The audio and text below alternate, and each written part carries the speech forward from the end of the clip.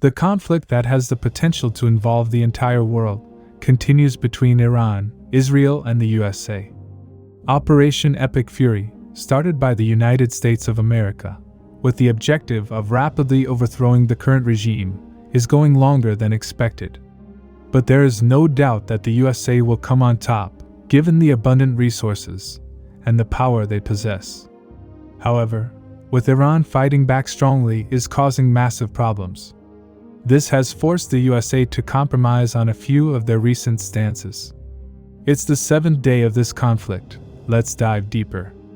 After taking out Iranian leader Ayatollah Ali Khamenei, USA and Israel thought that Iranian people would start the uprising and overthrow their current government. However, the majority of the Iranian people have been protesting in support. This means that in order for the US to achieve its objective, they might have to start the ground operation. In our last report, we saw how US and Israel, along with targeting higher Iranian officials, had started attacking the Iranian Revolutionary Guards and other internal security headquarters all across Iran. By doing this, they would weaken the Iranian forces before any ground operation. Furthermore, I also reported about the unconfirmed report claiming that Israel and US had armed Kurdish fighters in Iran to start the ground operation. Since then, a couple of Western media outlets have been reporting that the ground operation by Kurdish fighters has already begun. However, the leader of the Kurdish force has clarified that they have started no such operation.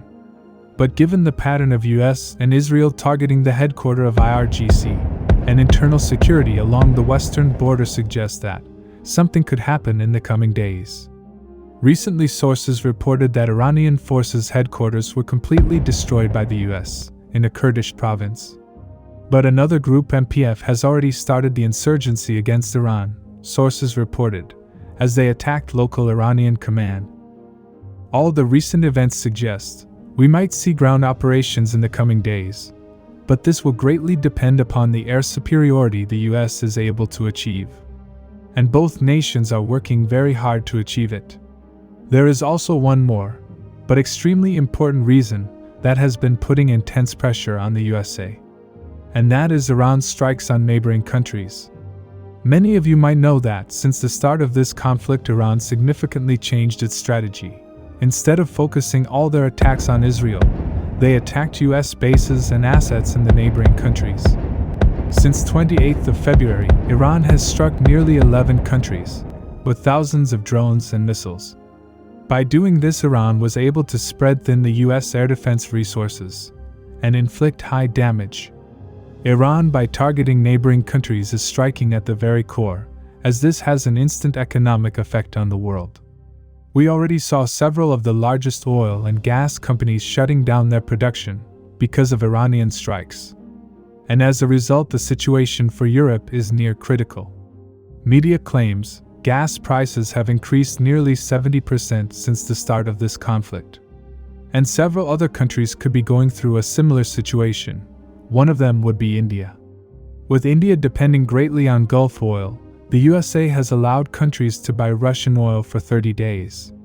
Which means they changed their stance that they took since the Ukraine-Russia conflict.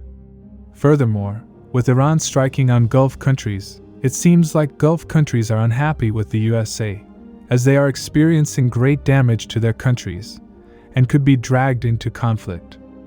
As a result, the media reported that many countries are reviewing their contract with the United States, and are planning to pull out. So it has become very important for the US to destroy the Iranian capabilities to launch missiles and drones.